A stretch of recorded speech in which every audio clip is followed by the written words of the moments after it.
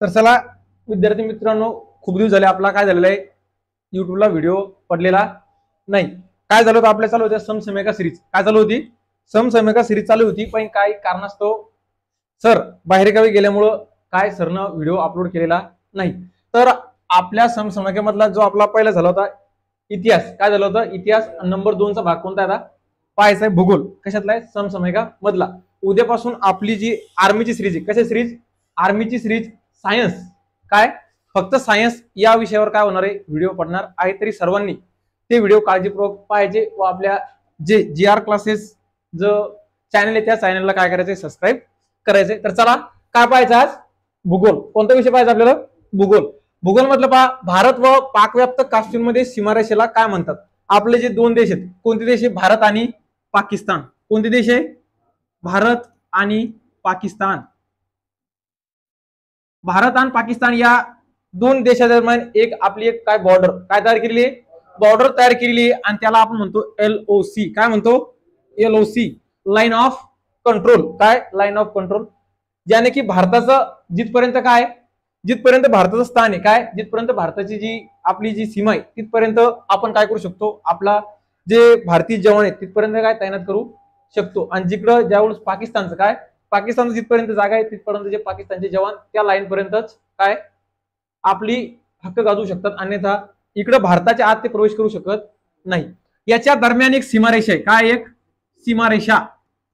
आणि त्या सीमारेषालाच नाव दिलेले रॅडक्लिफ. कोणती आहे? रॅडक्लिफ. कोणती रेषा आहे? रॅडक्लिफ रेषा. आणि ती रेषा कोणत्या दोन देशादरम्यान येतं सांगायचं? भारत आणि पाकिस्तान. त्याच्यानंतर पहा दोन देश येतात, भारत आणि चीन. काय येतो? भारत आणि चीन या देशादरम्यान पण एक सीमारेषा तयार झालेली आहे. तिचं नाव आहे काय? मॅकमोहन. काय नाव आहे? मॅकमोहन. कोणती रेषा? मॅकमोहन. मॅकमोहन सीमारेषा. विचारतात मॅकमोहन सीमारेषा कोणत्या दोन देशादरम्यान येतं सांगायचं? भारत आणि चीन. कोणत्या देशादरम्यान? भारत आणि चीन. त्याच्यानंतर पहा येतो भारत आणि अफगाणिस्तान. कोणता येतो? भारत आणि अफगाणिस्तान. अफगाणिस्तानची राजधानी काबूल. काय आहे अफगाणिस्तानची राजधानी? काबूल. आणि याच्या दरम्यान एक डुरंट. कोणती आहे? डुरंट रेषा. कोणती रेषा आहे? डुरंट रेषा. अशा या ज्या आपले विरुद्ध देश असतात त्या देशाला सीमा दर्शवून दिलेल्या आहे. समजलं तुम्हाला इथपर्यंत? जर विचारलं भारत पाकिस्तान कोणती सीमारेषा आहे? रॅडक्लिफ. त्याच्यानंतर भारत आणि चीन मॅकमोहन सीमारेषा. त्याच्यानंतर भारत आणि अफगाणिस्तान डुरंट सीमारेषा. कोणती आहे? डुरंट सीमारेषा. आणि जी भारत पॅक जी काश्मीर मधील जी लाईन आहे त्या लाईनला काय आपण म्हणतो? LOC. काय म्हणतो? LOC, line of control. Mahabaleshwar इथून किती नद्याचा उगम होतो? काय? महाबळेश्वर एक ठिकाणी. कोणत्या ठिकाणी? महाराष्ट्रातलं ठिकाणी. कुठलं आहे? महाराष्ट्र. आपल्या महाराष्ट्रातल्या ठिकाणी महाबळेश्वर. हे महाबळेश्वर ठिकाण सातारा जिल्ह्यात. कोणत्या जिल्ह्यात? सातारा. जर विचारलं जिल्हा सातारा कोणता सांगायचा? सातारा. सातारा जिल्ह्यात वसलेलं आणि हे एक महाबळेश्वर थंड हवेचे ठिकाण आहे. कसं आहे? थंड हवेचे ठिकाण. महाराष्ट्रातलं थंड हवेचे ठिकाण जर विचारलं तर ते एक महाबळेश्वर. आणि या ठिकाणून उगम होतो 5 नद्याचा. किती नद्याचा? 5 नद्यांचा. आणि यालाच म्हणतात 5 नद्यांची भूमी. काय म्हणून ओळखले जाते? 5 नद्यांची भूमी.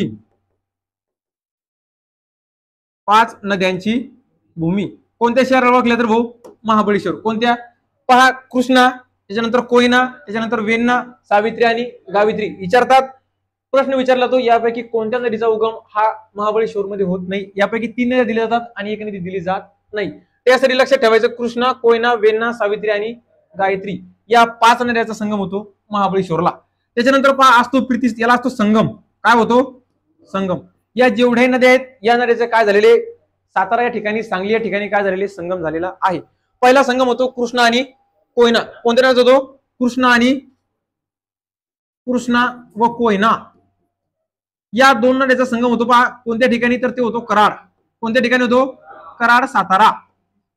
कोणत्या ठिकाणी होतो? कराड, सातारा. यालाच म्हणतात प्रीती संगम. काय म्हणतात? प्रीती संगम म्हणून ओळखला जातो. आणि हा प्रीती संगम कराड या ठिकाणी होतो. आणि याच कराड या दोन्ही नद्याच्या संगमावर एक असा व्यक्ती, कोणाची समाधी या ठिकाणी? यशवंतराव चव्हाण. कोणाची समाधी आहे? यशवंतराव चव्हाण या व्यक्तीची या ठिकाणी काय समाधी आहे? यशवंतराव चव्हाण कोण राहिले? महाराष्ट्राचा काय पहिला काय महाराष्ट्राचा पहिले मुख्यमंत्री कोण राहिलेले आहे? महाराष्ट्राचा पहिला मुख्यमंत्री राहिलेला व्यक्ती कोण? यशवंतराव चव्हाण. या यशवंतराव चव्हाण या व्यक्तीच्या नावानं काय रे? मुक्त विद्यापीठ. काय? मुक्त विद्यापीठ. कोणत्या ठिकाणी? यशवंतराव चव्हाण मुक्त विद्यापीठ नाशिक. कोणत्या ठिकाणी? नाशिक मुक्त विद्यापीठ. मुक्त विद्यापीठ जर विचारलं तर महाराष्ट्रात कोणत्या ठिकाणी, तर कोणत्या ठिकाणी सांगायचं? नाशिक. याचं या यशवंतराव चव्हाणचं एक आत्मचरित्र महत्वाचं आत्मचरित्र आहे. याचं आत्मचरित्र विचारलं जाते तर त्याचं नाव सांगायचं कृष्णकाठ. कोणतं आहे? कृष्णकाठ नावाचं या व्यक्तीचं आत्मचरित्र पोलीस भरतीला कोणत्याही परीक्षेला विचारल्या जातं. त्याच्यानंतर पहा दुसरा संगम येतो कृष्णा. कृष्णा आणि वेण्णा. कोणता येतो? कृष्णा आणि वेण्णा. आणि तो होतो संगम माहुली. कोणत्या ठिकाणी होतो? माहुली या ठिकाणी. कोणत्या ठिकाणी होतो? माहुली सातारा. त्याच्यानंतर पहा येतो कृष्णा आणि भीमा. कोणता येतो? कृष्णा आणि भीमा या दोन नद्यांचा संगम होतो कुरगुडी कर्नाटक. कोणत्या ठिकाणी होतो? कुरगुडी कर्नाटक. कर्नाटक राज्यात ही नदी कृष्णा नदी कोणत्या नदीला जाऊन मिळते? भीमा नदीला. आणि ही एकमेव नदी आहे सर्वात मोठी नदी भीमाची. काय? भीमेची सर्वात जी मोठी नदी ती येरळा नावाची नदी. कोणती आहे? येरळा. आणि ती या भीमा नदीला जाऊन मिळते. आणि ही जी कृष्णा नदी भीमा नदीची उपनदी म्हणून मानल्या जाते. जी भीमा नदी आहे भीमा नदीचा उगम कुठे होतो? भीमाशंकर. कोणत्या ठिकाणी होतो? भीमाशंकर पुणे या ठिकाणी भीमा नदीचा काय होतो? उगम होतो. आणि भीमाशंकर पण एक आहे थंड हवेचं ठिकाण. आणि तीच नदी त्या कोणत्या राज्यात जाऊन मिळते? तिला कर्नाटक राज्यात. कोणत्या राज्यात? कर्नाटक राज्यात जाऊन मिळते. इथपर्यंत समजलं का? त्याच्यानंतर पहा कोणत्या रेषेवर ठिकाणावर दिवस व रात्रीची वेळ एक समान असते? तुम्हाला इथं रात्र आणि दिवस समान. दिवस 12 तास आणि रात्र पण किती? 12 तास. कारण आपल्या एका दिवसात किती तास असतात? 24 तास. आणि असे जे 2 दिवस आहेत त्या 2 दिवसावर भारताच्या विषुववृत्तावर कशावर? विषुववृत्तावर. विषुववृत्तावर असे 2 दिवस आहे. किती दिवस आहे? 2 दिवस. आणि ते 2 दिवस आहे पहा. पहिला दिवस येतो 21 मार्च. किती येतो? 21 मार्च आणि 23 सप्टेंबर. कोणकोणता? 21 मार्च आणि 23 सप्टेंबर. हे जे 2 दिवस आहेत या 2 दिवसावर आपल्या विषुववृत्तावर दिवस काय होतो? दिवस आणि रात्र ही किती तासाची असती? 12 तासाची. 12 तासाचा दिवस आणि 12 तासाची रात्र. लक्षात ठेवा.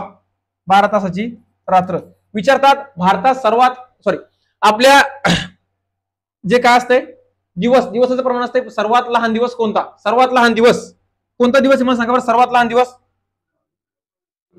सर्वात लहान दिवस किती आहे?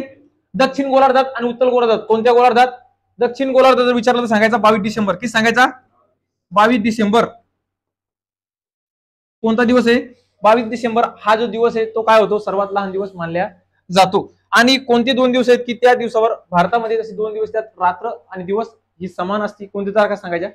21 मार्च आणि 23 सप्टेंबर. 21 मार्च आणि 23 सप्टेंबर.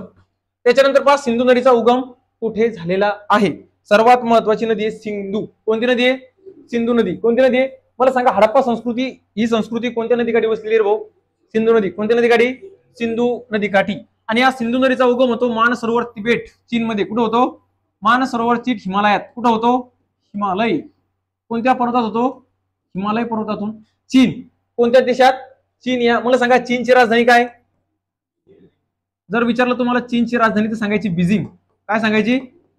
बीजिंग. राजधान्या लक्षात ठेवा. कोणत्या ना कोणत्या एकदा देशाची राजधानी विचारल्या जाती म्हणजे जाती. कधी देश वाचले नसते तरी त्याची तुम्हाला राजधानी विचारली. कारण टीसीएस एक असं माध्यम आहे. टीसीएस IBPS जे तुम्ही वाचत नाही तेच तुम्हाला परीक्षेला प्रश्न टाकणार म्हणजे टाकणार. त्याचा नियमच देऊ. लक्षात ठेवा. त्याच्यानंतर पहा सिंधू नदीचा उगम कुठे पाहिला आपण? मानसरोवर मध्ये. कुठे होतो? मानसरोवर. जर विचारलं याची लांबी काय होतं? लांबी विचारतात काय सांग? जर हिची एकूण अंदाजी लांबी पहा 3810 किलोमीटर. किती किलोमीटर? अंदाजी लांबी किती? अंदाजी हिची अंदाजी लांबी आहे 3810 किलोमीटर. किती किलोमीटर? 3810 किलोमीटर. आणि जर विचारलं हिची लांबी फक्त काय लांबी तर तिची 2900 किलोमीटर लांबी. किती किलोमीटर? 2900 किलोमीटर लांबी आहे. ही नदी पहिले येते भारत, कुठं चीन, त्याच्यानंतर भारत आणि त्याच्यानंतर पाकिस्तान. कुठं पहिले येते चीनला, चीन मधून कुठे प्रवेश करते रे, चीन मधून भारतात, कुठं करते भारतात, आणि त्याच्यानंतर करते पाकिस्तानमध्ये. कोणत्या ठिकाणात, पाकिस्तान. आणि पाकिस्तानच्या दक्षिणेला जाऊन ती जाऊन मिळते कुठं, कुठे जाऊन मिळते, दक्षिणेला जाऊन अरबी समुद्रात. कुठे जाऊन मिळते, पाकिस्तानच्या दक्षिणेत जाऊन, पाकिस्तानच्या दक्षिणेस जाऊन अरबी समुद्रात जाऊन मिळते. कोणत्या ठिकाणी, अरबी समुद्र. कोणती नदी, सिंधू नदी. आपल्या इकडं ऐकलं का तुम्ही, सिंधू पाणी वाटप करार, ही जी नदी सिंधू, याच्यासाठी सिंधू आपले भारताचे तत्कालीन पंतप्रधान पंडित जवाहरलाल नेहरू आणि पाकिस्तानचा पंतप्रधान अयूब खान या दोन पंतप्रधानांच्या मधात आपला सिंधू करार झालेला आहे. कोणता करार, सिंधू पाणी वाटप करार, सिंधू पाणी वाटप करार. आणि तो करार झालेला आहे कंपनी TWD. काय, TWD या कंपनीशी जागतिक बँक, काय जागतिक बँकेने काय केलं होतं, त्याची वाटाघाटी केली होती. काय केली होती, वाटाघाटी. आणि ती वाटाघाटी केली होती 19 सप्टेंबर 1960. कधी केली होती, 19 सप्टेंबर 1960 ला. कधी केली होती, 19 सप्टेंबर 1960 ला. जागतिक बँकेनं काय केलं होतं, त्या TW या कंपनीनं आपल्याकडे सिंधू पाणी वाटप करार काय केला होता, तयार केला होता. आणि याच्या जो भारताचा पंतप्रधान कोण असतो, पहिला भारताचा पंतप्रधान पंडित जवाहरलाल नेहरू. कोण, पंडित जवाहरलाल नेहरू. आणि पाकिस्तानचा जो पंतप्रधान असतो अयूब खान. कुठला, पाकिस्तान. मला सांगा पाकिस्तानची राजधानी, इस्लामाबाद. अयूब खान कोण असतो, अयूब खान. या दोन व्यक्ती काय होतात, स्वाक्षरी होतात. काय होतात, स्वाक्षरी. आणि या वेळीची दोन व्यक्ती स्वाक्षरी होऊन काय होतं, पाणी सिंधूचा पाणी वाटप करार वेगवेगळा होतो. अर्ध पाणी पाकिस्तान घेणार आणि अर्ध पाणी कोण घेणार, भारत. आपल्या इकडे झाला होता मागच्या महिन्यात पहलगाव हल्ला. कोणता हल्ला झाला होता, पहलगाव हल्ला. पहलगाव हल्ल्यामध्ये आपण सिंधू, पाकिस्तानला सिंधूचं जे पाणी आहे ते काय केलं होतं, आपण आता वाटून दिलेलं आहे. ज्या सिंधूच्या 3 नद्या आहेत, किती नद्या, 3 नद्या, ज्या पाकिस्तान भागात पडतात त्याचं पाणी पाकिस्तान घेणार, आणि ज्या भारतात पडतात त्याचं पाणी कोण घेणार, भारत घेणार. कोण घेणार, भारत घेणार. पाहून घ्या तुम्ही, आता ज्यावेळेस पहलगाव हल्ला झाला होता, पाकिस्तानने केला होता हल्ला पहलगाव भारतावर, तेव्हापासून त्या सिंधूचा परत एक नवीन नियम लागू झालेला. 3 नद्या पाकिस्तान घेणार आणि 3 नद्या कोण घेणार, भारत. समजलं. त्याच्यानंतर पहा, सर्वात उंच वृक्ष देवदार वृक्ष. कोणता वृक्ष, देवदार. हा कुठं आढळतो रे, हिमालयात. कुठं आढळतो, हिमालयात. सर्वात मोठं वृक्ष आहे, कसं आहे, सर्वात उंच, कसं आहे, उंच. आणि ते उंच वृक्ष जरा आढळायचं म्हटलं तर कुठं आढळतो, हिमालयात. लक्षात प्रश्न ठेवा, याच्यावर जास्त प्रश्न विचारले जात नाही, फक्त विचारतात भारत सर्वात उंच वृक्ष कोणता, तर कोणता आहे, देवदार वृक्ष. कोणता आहे, देवदार वृक्ष. महाराष्ट्रात प्रामुख्याने कोणत्या ऊर्जेचा वापर केला जातो, औष्णिक ऊर्जा यांच्या घनतेनुसार. इथे चुकलेलं आहे, हे हिच्यात नाही. कशात, फक्त प्रश्न आहे महाराष्ट्रात प्रामुख्याने कोणत्या ऊर्जेचा वापर सर्वात जास्त केला जातो, तर कोणती आहे, औष्णिक ऊर्जा. कोणती ऊर्जा आहे, औष्णिक ऊर्जा केंद्र. आणि जर विचारलं तुम्हाला महाराष्ट्रात औष्णिक ऊर्जा केंद्र किती आहेत, तर 8 आहेत. किती आहेत, 8. महाराष्ट्रात सर्वात जास्त औष्णिक ऊर्जेचा काय केला जातो, वापर केला जातो. आणि ते आपल्याकडे महाराष्ट्रात किती औष्णिक ऊर्जा केंद्र आहे, 8. विचारला तर तुम्हाला कोणत्या जिल्ह्यात कोणतं औष्णिक विद्युत केंद्र आहे. पोलीस भरतीला फिक्स प्रश्न असतो.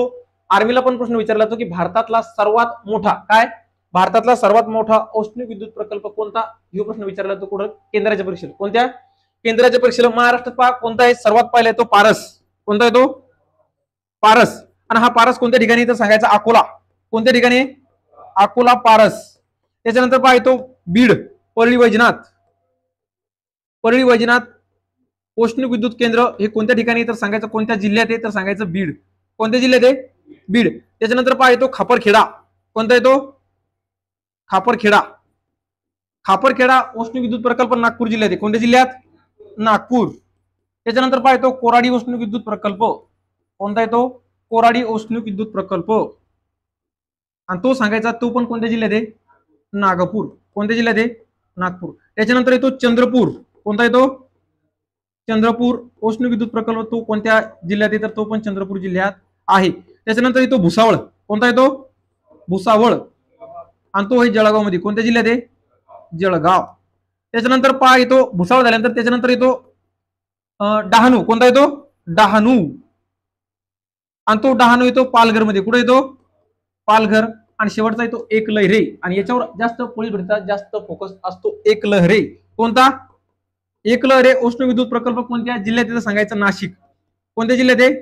नाशिक जिल्ह्यात आहे. किती झाले पहा? 1 2 3 4 5 6 7 आणि 8 झाले का? महाराष्ट्रातले एवढे काय औष्णिक विद्युत प्रकल्प आहे. विचारतात महाराष्ट्रातला सर्वात मोठा औष्णिक विद्युत प्रकल्प कोणता? सर्वात मोठा तर सांगायचा कोराडी औष्णिक प्रकल्प. कोणता? सर्वात मोठा. सर्वात मोठा कोणता आहे? तर कोराडी. कोणता आहे? कोराडी औष्णिक विद्युत प्रकल्प. औष्णिक विद्युत प्रकल्प. जर विचारलं सर्वात पहिला काय सांगायचा? सर्वात पहिला तर सांगायचा पारस अकोला. कोणता सांगायचा? पारस अकोला औष्णिक विद्युत प्रकल्प. काय? पारस. कोणता आहे? पारस. पारस या ठिकाणी, अकोला या ठिकाणी सर्वात पहिला कोणता? सर्वात पहिला औष्णिक विद्युत प्रकल्प तयार केलेला आहे. आणि जर सर्वात मोठा जर म्हटलं तर कोराडी, तो कोणत्या जिल्ह्यात येते? कोणत्या जिल्ह्यात आहे? नागपूर. लक्षात राहील ना? विचारतात भारतात सर्वात मोठा कुठं? भारतात. भारतात सर्वात मोठा. भारतात सर्वात मोठा आहे एमपी राज्यात आहे. कोणत्या राज्यात? मध्य प्रदेश. आणि त्याचं नाव आहे विध्यांचल. कोणतं आहे? विध्यांचल. विध्यांचल नावाचा औष्णिक विद्युत प्रकल्प आहे. औष्णिक.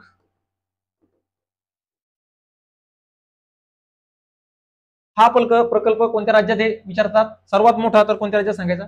मध्य प्रदेश. कोणत्या? मध्य प्रदेश. महाराष्ट्रात किती आहेत? 8. महाराष्ट्रातले मॅक्झिमम लक्षात ठेवा. त्याच्यानंतर महाराष्ट्रात डोलोमाइटचे साठे कोणत्या जिल्ह्यात आहे? काय?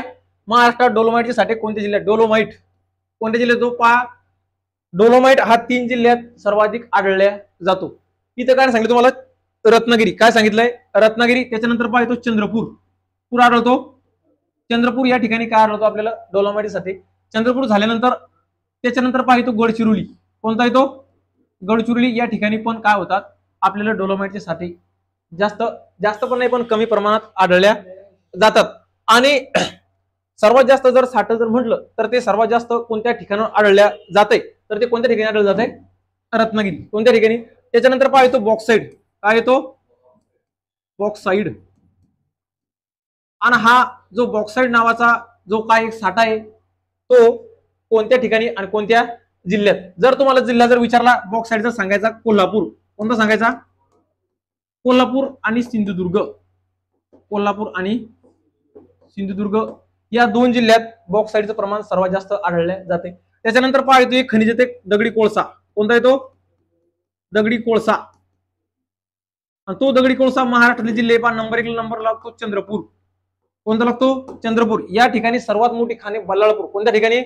बल्लाळपूर या ठिकाणी चंद्रपूर राज्यात सर्वात जास्त व अत्युत्तम प्रमाणाचा अंथ्रासाइट नावाचा दगडी कोळसा काय होतो? आढळल्या जातो. समजलं? त्याच्यानंतर चंद्रपूर झाल्यानंतर भंडारा,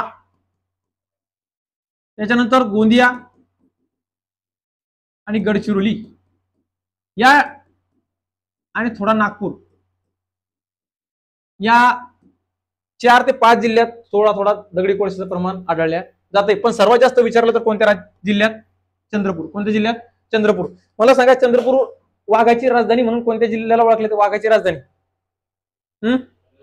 वाघाची राजधानी म्हणून ओळखले जाते नागपूर जिल्हा. कोणता जिल्हा? नागपूर जिल्हा वाघाची राजधानी. आणि ही जी चंद्रपूर या ठिकाणी ताडोबा राष्ट्रीय उद्यान आहे. कोणतं आहे?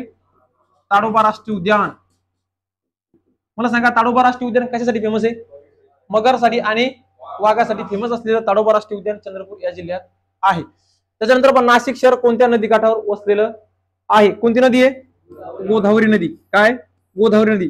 महाराष्ट्रात सर्वात मोठी नदी कोणती आहे? गोदावरी. कोणती नदी आहे?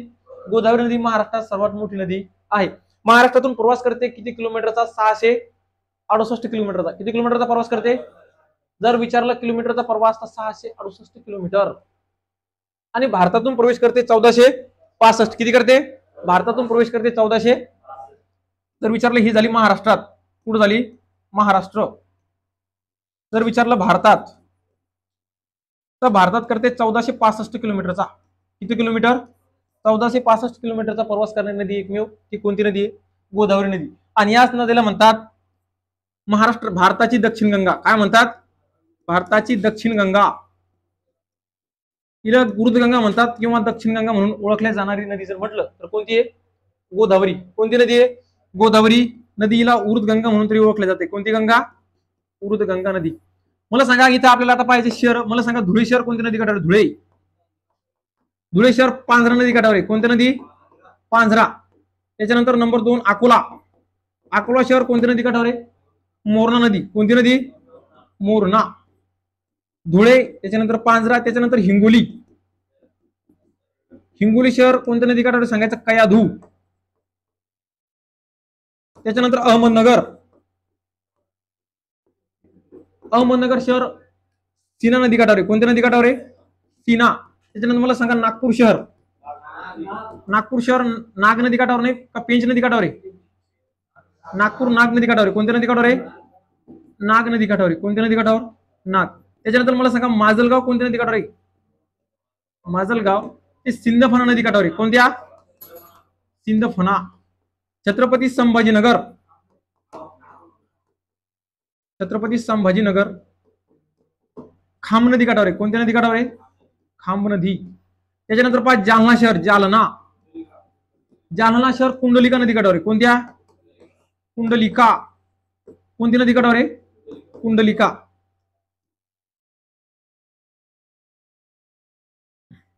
जालना. त्याच्यानंतर कोणतं शहर? बीड. बिंदुसरा नदी काठावर आहे. कोणत्या नद्यावर? बिंदुसरा.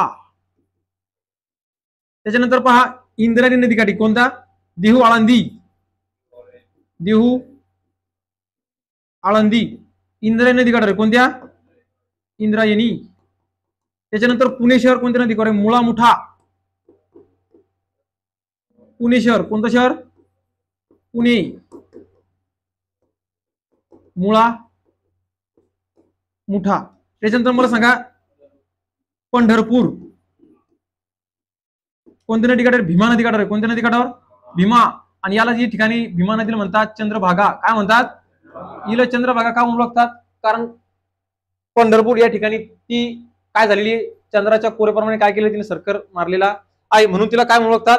चंद्रभागा नदी. पण जर परीक्षेला जाताना जर चंद्रभागा ऑप्शन नसेल भीमा ऑप्शन जर असेल तर कोणता मारायचा? भीमा. कारण चंद्रभागा नदी कोणत्या नदीची उपनदी आहे? भीमा नदीची उपनदी आहे. त्याच्यानंतर पहा नेवासे शहर. नेवासा संगमनेर. नेवासा संगमनेर. तर सांगायचं प्रवरा नदी. कोणती नदी? प्रवरा. कोणती नदी? प्रवरा नदी काठी वसलेले शहर आहे. त्याच्यानंतर मला सांगा बुलढाणा शहर कोणत्या नदी काठी? बुलढाणा. पैनगंगा नदी कोणती आहे?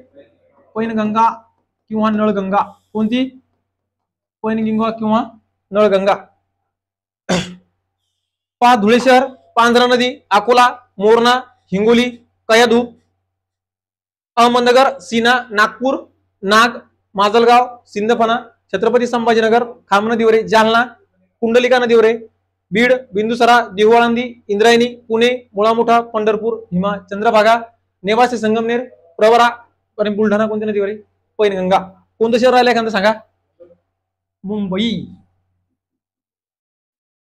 मुंबई हे शहर उल्हास नदी. कोणत्या नदी आहे? उल्हास. उल्हास नदी. ठाणे वैतरणा नदी. ठाणे तर लिहू ठाणे. ठाणे शहर वैतरणा नदी. कोणती नदी आहे? वैतरणा. कोणत्या नदीवर आहे? वैतरणा. त्याच्यानंतर पहा तोरणमाळ डोंगर कोणत्या जिल्ह्यात आहे? कोणता डोंगर? तोरणमाळ नंदुरबार. कोणत्या जिल्ह्यात आहे? नंदुरबार. आणि हा जो तोरणमाळचा डोंगर आहे हा कोणत्या पर्वतात वसलेला आहे? तर सांगायचं सातपुडा पर्वत. कोणता पर्वत? सातपुडा. सातपुडा पर्वत आणि सह्याद्री पर्वत. मला सांगा सातपुडा पर्वत आणि सह्याद्री पर्वत हे दोन पर्वत वेगळे करण्याचं काम कोणत्या खिंडीने केलेले आहे? तर ती कोणती खिंड आहे? पावन खिंड नाही, ती बऱ्हामपूर खिंड आहे. कोणती आहे? बऱ्हामपूर खिंड. या बऱ्हामपूर खिंडाच्या ज्यावेळेस खिंड तयार झाली त्यावेळेसपासून सातपुडा पर्वत रांग कोणता? सातपुडा पर्वत आणि सह्याद्री पर्वत वेगळा झालेला आहे हे पण लक्षात ठेवायचं. आणि या सातपुडा पर्वतातली जी एकमेव काय आहे ते तोरणमाळ पठार आहे. कोणतं आहे? तोरणमाळचं पठार. तोरणमाळचा डोंगर हा कोणत्या जिल्ह्यात वसलेला आहे? तर कोणत्या जिल्ह्यात? नंदुरबार. हे जे नंदुरबार हे थंड हवेच्या ठिकाणी तोरणमाळ. कोणतं? तोरणमाळ. तोरणमाळ थंड हवेचे ठिकाण. आणि ते तोरणमाळ थंड हवेचे ठिकाण म्हणून कोणत्या जिल्ह्यात येते तर कोणत्या जिल्ह्यात सांगायचं? नंदुरबार. त्याच्यानंतर पहा नंदुरबार मध्ये एक महत्वाचं सातपुडा पर्वतातली सर्वात उंच शिखर काय? महाराष्ट्रातलं पण कुठलं? महाराष्ट्रातलं सर्वात उंच शिखर, उंच शिखर. आणि ते शिखर कोणतं आहे तर अस्तंभा. अस्तंभा शिखर. हे अस्तंभा शिखर कोणत्या कोणत्या जिल्ह्यात आहे तर कोणत्या जिल्ह्यात सांगायचं? नंदुरबार. पण कुठलं? सातपुडा पर्वत. जर विचारलं भारतातलं सगळ्याला माहिती आहे कोणतं आहे? धुपगड. कोणतं आहे? धुपगड. मला सांगा या अस्तंभाची उंची, याची उंची आहे 1325. किती आहे? 1325 मीटर. किती आहे? 1325 मीटर या अस्तंभा शिखराची उंची आहे. आणि याच्यावर जर सातपुडा पर्वतातलं भारतातलं कुठलं विचारलं? भारतातील तर सांगायचं धुपगड. कोणतं सांगायचं? धुपगड. आणि याची उंची फक्त याच्या 25 मीटर अलग आहे. किती फक्त जास्त आहे? 25 मीटर. आणि याची उंची सांगायची 1350 मीटर. किती भाऊ? 1350 मीटर. पण कोणत्या पर्वतातलं? कोणत्या पर्वतातलं? सातपुडा पर्वतातलं. त्याच्यानंतर पहा आणि थंड हवेचं ठिकाण पण तोरमाळ हे थंड हवेचं ठिकाण म्हणून गणल्या जाते. काय झालं तर नंदुरबार जिल्ह्यात पहा एक शाळकरी विद्यार्थी शिरीष कुमार. कोण आहे? शिरीष कुमार या विद्यार्थ्याची काय झालेली आहे? या ठिकाणी हत्या केली गेलेली आहे. आणि तो शिरीष कुमार विद्यार्थी कोणत्या जिल्ह्याचा होता तर सांगायचा कोणत्या?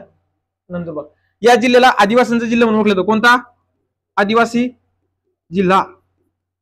या ठिकाणी सर्वात जास्त आदिवासीचं प्रमाण आहे. काय? आदिवासी राहण्याचं प्रमाण सर्वात जास्त कोणत्या जिल्ह्यात आहे तर कोणत्या जिल्ह्यात आहे? नंदुरबार. कोणत्या जिल्ह्यात? नंदुरबार. पहा घनता नाशिक. घनता कुठे आहे? नाशिक.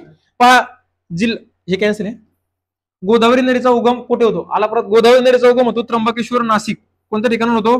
त्र्यंबकेश्वर नाशिक या ठिकाणी गोदावरी नदीचा उगम होतो. ही जी गोदावरी नदी आता मी सांगितलं की महाराष्ट्रातली सर्वात मोठी नदी कोणती नदी आहे? सर्वात जास्त लांबीची. किती लांबीचा प्रवास करते? 668 किलोमीटरचा. जर भारतात प्रवेश जर म्हटलं तर किती करते? 1465 किलोमीटरचा प्रवास करते. महाराष्ट्रात या जी नदी महाराष्ट्रातून सर्वात पहिले कोणत्या राज्यात प्रवेश करते? हे बा सर्वात पहिले उगम पावते कुठे? महाराष्ट्रात. कुठे पावते? महाराष्ट्र. महाराष्ट्रात कुठे पावते? नाशिकमध्ये. नाशिकमधून प्रवेश करून सर्वात पहिले जाते ती तेलंगणा राज्यात. कुठे जाती? तेलंगणा. कोणत्या राज्यात जाती? तेलंगणा. पण तेलंगणा जायच्या अगोदर गडचिरोली जे महाराष्ट्राचे जिल्हे कोणते? गडचिरोली. आणि तिकडून ज्या दोन येणाऱ्या नद्या असतात कोणती? ज्या दोन नद्या वर्धा आणि वैनगंगा. कोणती आहे? वर्धा आणि वैनगंगा या दोन नद्याचा संगम होतो. त्या संगमाला आपण काय म्हणतो? प्राणहिता. काय म्हणतो? प्राणहिता आणि गोदावरी या दोन नद्याचा संगम होतो सिरोंचा या ठिकाणी. कुठं होतो? सिरोंचा. तो होतो गडचिरोलीला. कोणत्या ठिकाणी होतो? गडचिरोलीला. या दोन्हीचा संगम होतो आणि ही दोन्हीचा संगम होऊन याची एकच नदी तयार होती आणि त्या नदीला पुढे तेलंगणा राज्यात गोदावरी म्हणून ओळखले जाते. काय होते? गोदावरी म्हणून ओळखल्या जाते. तेलंगणा म्हणून कोणत्या राज्यात? छत्तीसगड. आणि छत्तीसगड मध्ये जाऊन कुठे पोहोचते? बंगालच्या उपसागरात. कुठे जाऊन मिळते? बंगालच्या उपसागरात जाऊन मिळते. कारण ही कशी वाहिनी नदी आहे? पूर्ववाहिनी नदी. कशी आहे? गोदावरी नदी कशी आहे? पूर्ववाहिनी. जर पश्चिम वाहिनी नदी असती तर कोणत्या समुद्रात जाऊन मिळाली असती? अरबी समुद्रात. कोणत्या समुद्रात? अरबी समुद्रात. अरबी समुद्रात अशा दोन ज्या कोकणातल्या जेवढ्याही नद्या असन त्या सर्व नद्या कशा आहेत? पश्चिम वाहिनी नद्या आहेत. त्या नद्या कुठे जाऊन मिळतात? अरबी समुद्रात. फक्त दोनच असे एकमेव नद्या, एक तापी आणि एक दुसरी कोणती? नर्मदा. महाराष्ट्रातून सर्वात कमी पश्चिम वाहिनी नदी कोणती? सर्वात लहान कोणती आहे? नर्मदा. किती किलोमीटरचा प्रवास करते महाराष्ट्रातून? फक्त 54 किलोमीटरचा. किती किलोमीटरचा प्रवास करते? फक्त 54 किलोमीटर. आणि जी तापी ती किलोमीटर मध्ये प्रवास करते महाराष्ट्रातून 208 किलोमीटर. किती किलोमीटर? 208 किलोमीटर. त्याच्यानंतर पहा गोदावरी नदीचा उगम. त्याच्यानंतर मला सांगा भीमा नदीचा उगम. भीमा नदीचा उगम होतो भीमाशंकर. कुठं होतो? भीमाशंकर पुणे. त्याच्यानंतर पहा तापी नदीचा उगम. तापी. जर विचारलं तापी नदीचा उगम सांगायचा बैतूल मध्य प्रदेश. कुठं होतो? बैतूल मध्य प्रदेश. त्याच्यानंतर कृष्णा नदीचा उगम. कृष्णा नदीचा उगम होतो महाबळेश्वर. कोणत्या ठिकाणी होतो? महाबळेश्वर. भीमाचा सांगितला. भीमा नदीचा कुठे होतो? भीमाशंकर. त्याच्यानंतर कोणती नदी आहे? नर्मदा. होतो अमरकंटक. कुठं होतो? अमरकंटक मध्य प्रदेश. कोणत्या राज्यात होतो? मध्य प्रदेश. त्याच्यानंतर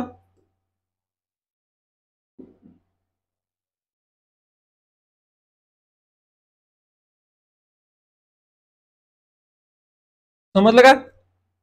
नर्मदा नदीचा अमरकंटक, कृष्णा, महाबळेश्वर, तापी, बैतूल मध्य प्रदेश. त्याच्यानंतर भीमाशंकर पुणे. आणि जर गोदावरी गंगा नदीचा उगम होतो गंगोत्री. कुठं होतो? गंगोत्री उत्तराखंड. कुठं होतो? उत्तराखंड. कोणत्या राज्यात होतो? तर उत्तराखंड. त्याच्यानंतर पहा, अमरावती जिल्ह्यास कोणत्या राज्याची सीमा लागून आहे? कोणता राज्य आहे ते? मध्य प्रदेश. कोणता आहे? मध्य प्रदेश. कोणता आहे? मध्य प्रदेश. पण कोणता जिल्हा विचारला तुम्हाला? महाराष्ट्रातला. कोणता जिल्हा विचारलाय? महाराष्ट्रातला असा कोणता एकमेव जिल्हा आहे त्या जिल्ह्याची सीमा मध्य प्रदेश राज्याला लागलेली आहे? तर कोणता आहे? अमरावती. विचारतात महाराष्ट्रातील किती जिल्ह्याची सीमा? काय? महाराष्ट्रातील किती जिल्ह्याची सीमा ही मध्य प्रदेश राज्याला लागून आहे? तर किती जिल्हे आहेत? 8. आणि असं विचारतात की असं कोणतं राज्य आहे की त्याला सर्वाधिक महाराष्ट्राची सीमा लागलेली आहे? तर कोणतं राज्य सांगायचं? मध्य प्रदेश. कोणतं सांगायचं? मध्य प्रदेश. एकूण 8 जिल्हे आहेत. किती जिल्हे? 8 जिल्हे. 8 जिल्हे तुम्हाला कळायला पाहिजे. मध्य प्रदेश राज्य कोणत्या भागात आहे? मध्य प्रदेश कोणत्या भागात येतं? उत्तर. कोणत्या? उत्तर का पूर्व? उत्तर भागात. कुठे येते? उत्तरेकडं. लगेच ठीक ध्यानात ठेवायची, उत्तरेकडे असणारे राज्य. काय? उत्तरेकडे असणारे राज्य. सर्वात पहिले राज्य लागतं पहा, जर आपण इकडून सुरुवात जर केली तर सर्वात पहिले लागतो पहा नंदुरबार. कोणता लागतो? नंदुरबार. त्याच्यानंतर लागतो पहा धुळे. कोणता लागतो? धुळे. त्याच्यानंतर जळगाव. कोणता लागतो? जळगाव. जळगाव नंतर लगेच खाली यायचं बुलढाणा. कोणता लागतो? बुलढाणा. त्याच्यानंतर लगेच जायचा अमरावती. अमरावती झाल्यानंतर त्याच्यानंतर लगेच भंडारा. कोणता येतो? भंडारा. त्याच्यानंतर येतो गोंदिया. किती झाले? 1 2 3 4 5 6 आणि 7. एक कोणता राहिला? नागपूर. कोणता राहिला? नागपूर. झाले का? नागपूर, गोंदिया, भंडारा, अमरावती, बुलढाणा, जळगाव, धुळे आणि नंदुरबार.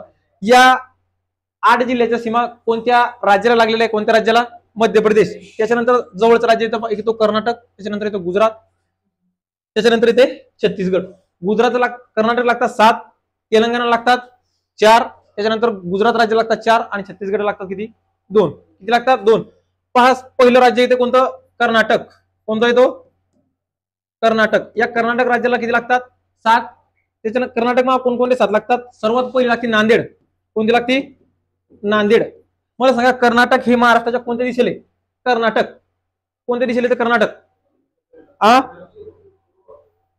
ह्या भागात येते कर्नाटक. कोणत्या दिशेला येत असेल? दक्षिणेला. आग्नेय भागात. कोणत्या भागात येते? आग्नेय दिशेत. आग्नेय पास सगळ्यात पहिला लागतो नांदेड. त्याच्यानंतर येतो लातूर. कोणता येतो? लातूर. त्याच्यानंतर पहा येतो धाराशिव. कोणता येतो? धाराशिव. नांदेड, लातूर, धाराशिव. त्याच्यानंतर सांगली. त्याच्यानंतर सोलापूर, कोल्हापूर आणि सिंधुदुर्ग. 1 2 3 4 5 6 आणि 7. कर्नाटक राज्य. कोणतं राज्य? कर्नाटक. जर मध्य प्रदेश विचारलं तर 8, कर्नाटक विचारलं तर किती? 7. पहिला लागतो नांदेड, त्याच्यानंतर लातूर, धाराशिव, सांगली, सोलापूर, कोल्हापूर आणि सिंधुदुर्ग. किती जिल्हे झाले? 7. त्याच्यानंतर पहा दुसरं राज्य येते तेलंगणा. कोणतं राज्य येतो? तेलंगणा. तेलंगणा राज्याला लागतात फक्त किती? 4. तेलंगणा राज्याला लागतात किती? फक्त 4. या तेलंगणा राज्यात सर्वात पहिला होतो चंद्रपूर. कोणता येतो? चंद्रपूर. त्याच्यानंतर येतो पहा चंद्रपूर झाल्यानंतर येतो गडचिरोली. कोणता येतो? गडचिरोली. त्याच्यानंतर येतो गोंदिया. कोणता येतो? गोंदिया आणि भंडारा. चंद्रपूर, गडचिरोली, गोंदिया आणि भंडारा या जिल्ह्याच्या सीमा कोणत्या राज्याला लागतात? तर तेलंगणा. कोणत्या राज्याला लागतात? तेलंगणा. त्याच्यानंतर येतो पहा गुजरात. गुजरात राज्याला किती लागतात? 4. कोणकोणते जिल्हे असतात बरं गुजरात राज्याला लागणारे? कोणकोणते जिल्हे असतात? सर्वात पहिला गुजरात राज्याला लागणारा जिल्हा. गुजरात कुठे सुरू होतं? वायव्य. सर्वात पहिला कोणता जिल्हा लागला असेल गुजरात? पालघर. कोणता लागतो? पालघर. त्याच्यानंतर जळगाव जिल्ह्याला कोणत्या जिल्ह्यात सीमा लागते गुजरातला? धुळे. कोणता लागतो? धुळे. त्याच्यानंतर गुजरातला परत रत्नागिरी. नाही, रत्नागिरी सॉरी. गुजरात राज्याला पालघर, धुळे. त्याच्यानंतर एक लागत असून ठाणे नाही, नंदुरबार. चौथा गुजरातला लागण जरा सांगतो मी तुम्हाला. त्याच्यानंतर पहा छत्तीसगड. कोणता आहे? छत्तीसगड. छत्तीसगड लागतात. एक लागती भंडारा आणि एक लागती गडचिरोली. पालघर, धुळे, नंदुरबार. इथला जिल्हा आहे बहुतेक कोणता आहे? पहा छत्तीसगडला कोणतं आहे? भंडारा आणि गडचिरोली. मध्य प्रदेशला किती राज्यात लागतात? 8 राज्य. कोणकोणतं आहे? नंदुरबार, धुळे, जळगाव, बुलढाणा, अमरावती, भंडारा, गडचिरोली, लातूर, नाही सॉरी, गोंदिया आणि नागपूर. त्याच्यानंतर कर्नाटकला किती लागतात? 7. नांदेड, लातूर, धाराशिव, सांगली, सोलापूर, कोल्हापूर आणि सिंधुदुर्ग. तेलंगणाला चंद्रपूर, गडचिरोली, भंडारा आणि गोंदिया. गुजरात राज्याला पालघर, धुळे आणि नंदुरबार. छत्तीसगडला भंडारा आणि गडचिरोली. समजलं? नाशिक का? महाराष्ट्रात सर्वाधिक लिंग गुणोत्तर कोणत्या जिल्ह्यात आहे? काय लिंग गुणोत्तर? तर कोणत्या जिल्ह्यात आहे? रत्नागिरी. सर्वात पहिले महाराष्ट्राचं लिंग गुणोत्तर 1000 पुरुषामागे स्त्रिया किती आहे? 929. कोणते? 929. 973 नाही, किती आहे? 929. 1000 पुरुषामाग. तर 1000 पुरुष असन तर स्त्रिया किती माहिती का? 929. किती स्त्रिया आहे? 929. मला सांगा भारतात सर्वाधिक जास्त लिंग गुणोत्तर कोणत्या राज्याचं आहे? भारतात सर्वात जास्त लिंग गुणोत्तर, भारतात सर्वात जास्त लिंग गुणोत्तर तर ते कोणत्या राज्याचं आहे? केरळ राज्याचं आहे. आणि ते 1084. किती आहे? 1084. 24 का 84? 1084 नंबर का? लक्ष पाहून घे. 1024. किती आहे? 1084 नंबर. भारतात सर्वाधिक जास्त कोणत्या राज्याचं आहे? केरळ राज्याचं आहे. कोणतं राज्य? केरळ. विचारतात महाराष्ट्रात सर्वात कमी लिंग गुणोत्तर महाराष्ट्रात विचारलंय तुम्हाला. भारतात नाही, सर्वात कमी लिंग गुणोत्तर आहे 838. किती आहे? 838. आणि ते मुंबई जिल्ह्याचं. कोणतं आहे? मुंबई. कोणत्या जिल्ह्याचं आहे? मुंबई. जर विचारलं महाराष्ट्रात सर्वाधिक तर कोणतं आहे? रत्नागिरी. विचारतात भारतात कमी लिंग गुणोत्तर, आणि ते भारतात कमी लिंग गुणोत्तर आहे कोणत्या राज्याचं आहे? विचारतात कोणत्या? हरियाणा. कोणत्या राज्याचं आहे भाऊ? हरियाणा. कोणत्या राज्याचं आहे? हरियाणा. फक्त किती आहे? फक्त 84. किती आहे? बंद कर. पहा भारतात सर्वाधिक गुणोत्तर कोणत्या राज्याचं आहे? केरळ. किती? 1084. किती? 1084. आणि सर्वात कमी जर विचारलं महाराष्ट्रात कोणत्या? मुंबई. सर्वात कमी भारतात जर विचारलं तर कोणतं सांगायचं? हरियाणा. कोणतं आहे? हरियाणा. पहा जायकवाडी धरण छत्रपती संभाजीनगर औरंगाबाद जिल्ह्यात कोणत्या नदीवर आहे? कोणतं? जायकवाडी धरण कोणत्या नदीवर आहे? गोदावरी नदी. कोणत्या नदीवर आहे? गोदावरी नदी. जायकवाडी धरण या जलाशयाचं नाव विचारतात. काय विचारतात? नाव. या जलाशयाचं नाव सांगायचं. नाथसागर जलाशय. कोणतं आहे? नाथसागर जलाशय हे कोणत्या धरणाला नाव दिलेले? तर कोणत्या धरणाला? जायकवाडी धरण. आणि ते जायकवाडी धरण कोणत्या जिल्ह्यात आहे? तर छत्रपती संभाजीनगर. त्याच्यानंतर मला सांगा राधानगरी धरण कोणत्या नगर? राधानगरी धरण भोगावती नदीवर आहे. कोणत्या नदीवर आहे? भोगावती. आणि ते भोगावती कोणत्या जिल्ह्यात आहे? तर सांगायचं कोल्हापूर. कोणत्या? कोल्हापूर. कोणतं धरण? राधानगरी धरण. त्याच्यानंतर मला सांगा भंडारदरा धरण विल्सन डॅम. भंडारा धरण कोणत्या नदीवर? भंडारदरा प्रवरा नदीवर आहे. कोणत्या नदीवर? प्रवरा नदी. अहमदनगर. त्याच्यानंतर मला सांगा तोतलाडोह धरण. तोतलाडोह. त्याच्यानंतर इटियाडोह.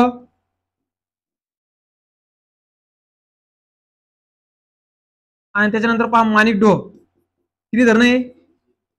माणिकडोह. कोणत्या नदीवर आहे? कोणत्या जिल्ह्यात आहे? 3 प्रश्न असे कन्फ्युज करणारे प्रश्न आहे. कसे? कन्फ्युज प्रश्न करणारे प्रश्न. आणि या प्रश्नामुळे माणसं काय होतो? रिझल्ट जाऊ शकतो.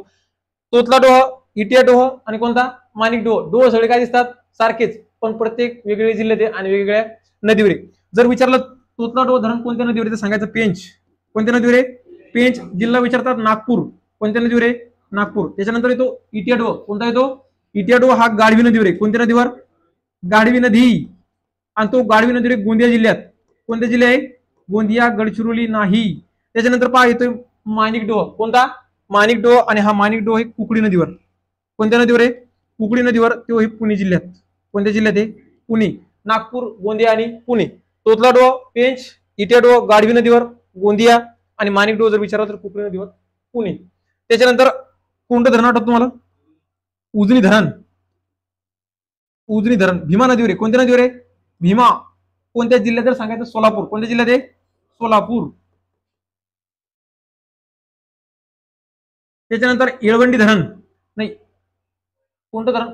कोयना धरण. कोणतं धरण? कोयना. आणि कोयना धरण कोणत्या नदीवर आहे? तर कोयना नदीवरच आहे. कोणत्या नदीवर आहे? कोयना नदीवरचे सातारा जिल्ह्यात. कोणत्या जिल्ह्यात? सातारा. त्यानंतर धरण आठवाय का नाव सांगतो, बंद कर त्याला.